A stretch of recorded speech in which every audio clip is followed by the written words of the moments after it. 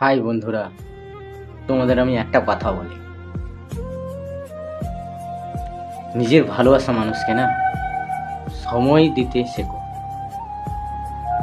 যে মানুষটা সময় না দেয় সে মানুষটা কোনোদিন ভালোবাসার মর্ম বোঝে না। নিজের ভালোবাসা মানুষটাকে সময় দেওয়া শেখো।